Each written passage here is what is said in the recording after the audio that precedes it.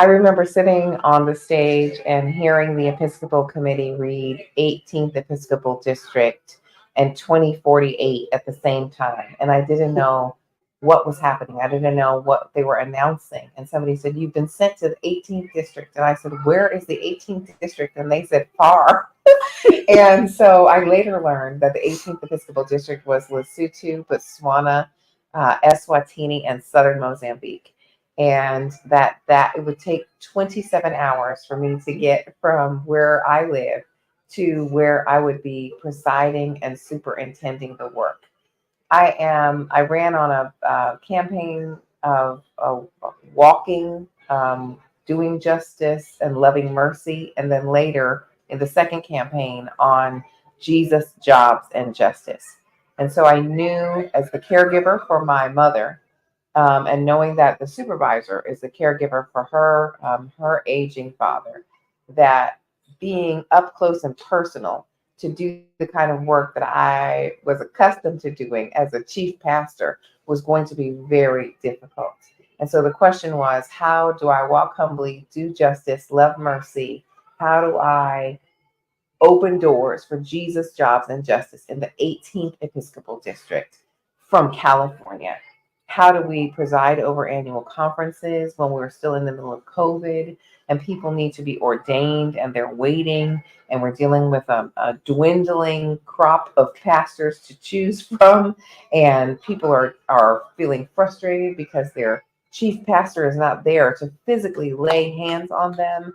And so how I pray, God, what can we accomplish together in this time, knowing that we have 3 years between now and the General Conference? What, God, would you have us do in this place, and how are we going to do it? And then we started meeting each other. And I'll just use the language, falling in love with each other. Presiding Elder Motokoa is somebody who I had known through women in ministry for a long time, and the Reverend Sandra Smith Blair, who was the president of Women in Ministry, was somebody who connected us and who loved her. And so she said, "You're going to be fine. Beatrice is there. Beatrice is there." And the truth ended up being that I was fine.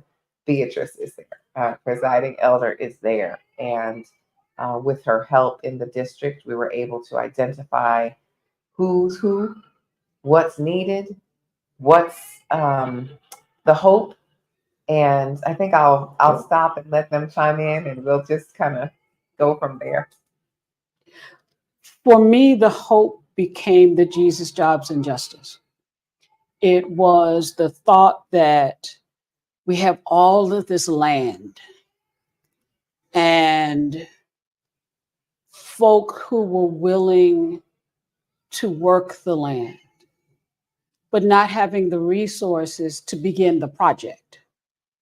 So being the medical director of the Health Commission allowed me some latitude to be able to say to Bishop Brookins, the Health Commission has some money it's been pouring into farm and garden. Can we use it? She said, yes. So I went back to the Health Commission Executive Board and said, can I have some money to be able to pour into the 18th? Because one of the things the Health Commission was also doing was trying to figure out how we could work globally. So the manifestation of God was just phenomenal. And people began to eat, and we began to grow. And then as we began to do that, pastors began to say, how do I get a part of this funding?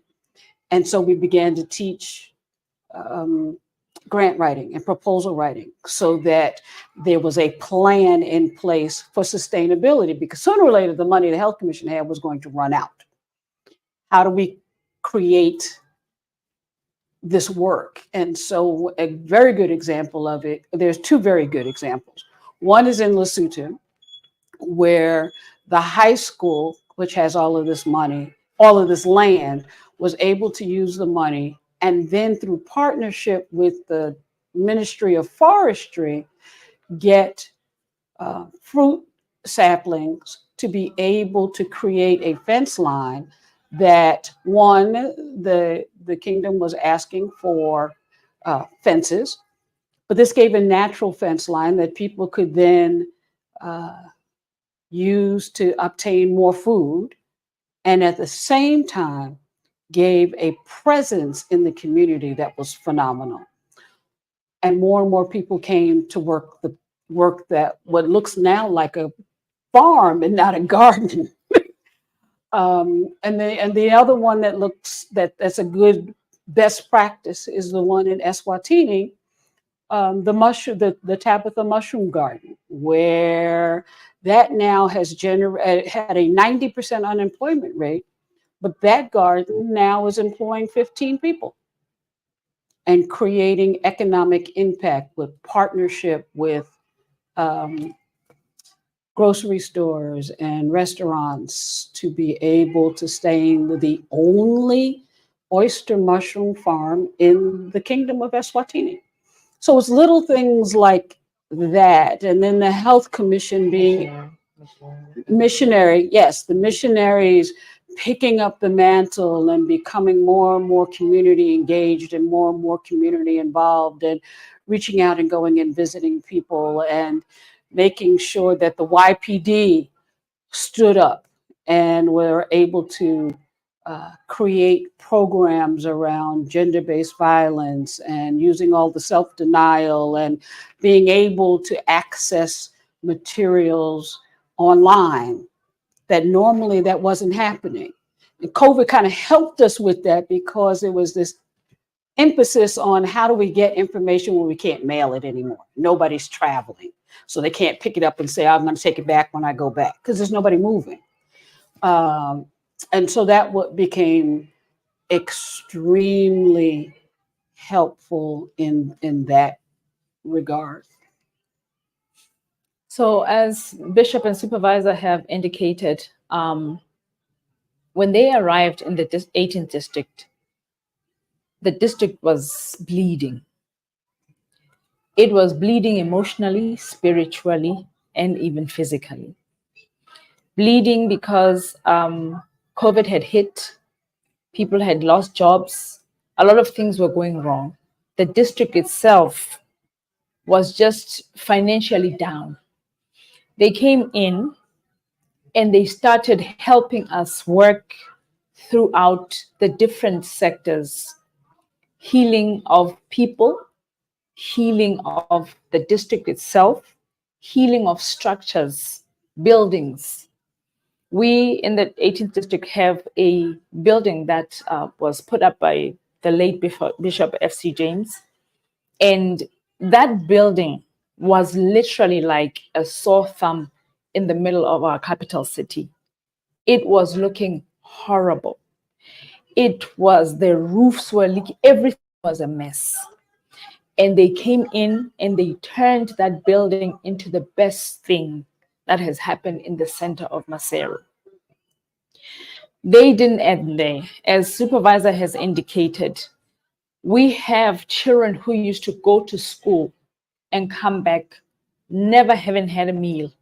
But today we have children who are able to go to school, get food at school, and during the weekends are able to go to the school garden and pick some vegetables so that them and their parents, some kids are child-headed families, and they know that the school is a place, a haven of a source of eating that they can utilize. So they have brought in a sense of food security into the AME schools.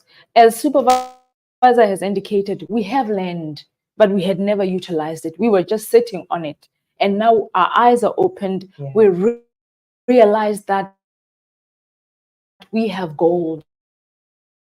We have diamond in our hands, and we were not utilizing it to help us. It's going to be able to help the churches. It's going to be able to help the schools that are in the district. At the moment, we are on a moment of a transition, starting to realize that, after all, it isn't too bad. We could use our hands, use the land that we have to help us into situations that we are in. I did mention that the district was bleeding. I am very proud to say that where we are today as a district financially, we've never been ever since I've been a minister. So 2 women arrived in 2021, sent by the General Conference, and they turned the 18th district around. I'm very proud to be part of what they did. The little that I have done, but I'm telling you, She said little. they have done huge for that district. And I hope and pray that where the General Conference is putting us today, the General Conference will be able to give us somebody who will pick us up from there and go forward and not backwards. And she said she did little, but the reality is that without her, we would not be alive. We are privileged to be able to have the vehicle that was purchased by Bishop Sarah Frances Taylor Davis is still the car that is the bishop's That's right. car in the 18th Episcopal District. And presiding elder, well, let me back up. The first annual conference for us is in Northeast Lesotho, which is in the mountains. And you have to go through mountains and valleys. And sometimes there's snow, and sometimes there's ice, and sometimes there's mad preachers in the middle of the snow and the ice and on the mountains. And supervisor is scared of heights. And we were seeing all these images as we were preparing to go to our first in-person thing. And presiding elder sent us this picture of what's the path called? The winding path. Sunny Pass. Sunny Path. And we thought we had to go on Sunny Path. And Sunny Path is like, so supervisor was trying to figure out what medication she could medicate herself with so we could do it. And presiding elder drove us safely through, and we did not have to go on Sandy Path. She showed us Sandy Path, and God loves us, and God bless the person who is going next to go on that path. And maybe we'll go next time. But listen, we didn't have to do it, and we were glad she kept us safe. And honestly, if it had not been for her, That's right. None of this could have been done, because literally, I live in California, and I had to conduct the business, and supervisor lives in Philadelphia, and we had to conduct most of the work that we did as Episcopal leaders from all the way across. And it was because of her,